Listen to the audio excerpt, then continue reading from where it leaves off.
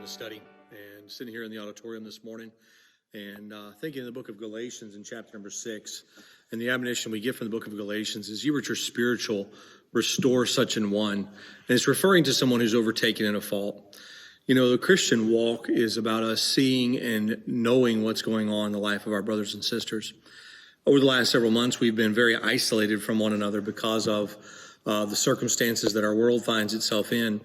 But let me challenge us as a church not to stay isolated, not to stay separated, but to be intentional, to reaching out. There are those that are struggling around us, those that are hurting, those that are fearful, those that, Lord, that even have fallen into sin.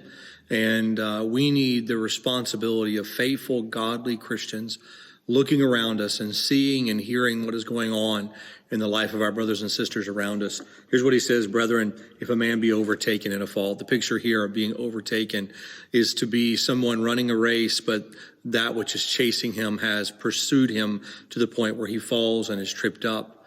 He's overtaken in a fault. It's not someone who is running after sin, but was caught by sin and found himself tripped up in sin. No doubt responsible, no doubt feeling the guilt and the weight of it all. But then he says, hey, you which are spiritual, restore such an one. And how do we do that? In the spirit of meekness.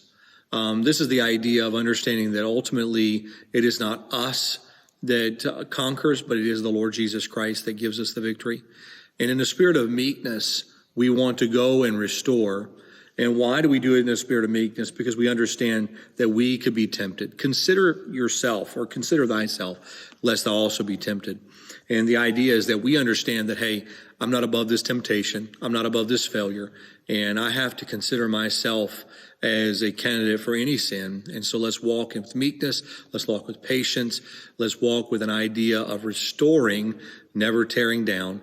And when somebody's hurting, let's not be the ones that shoot our wounded, but pick them up, bandage them up, and put them back in the battle. You know, we need more people in the battle, not fewer. And we hope that we'll be a church that would do just that. You which are spiritual, restore such an one. Hope this will be an encouragement to you. We'll see you next time in the study. Thanks.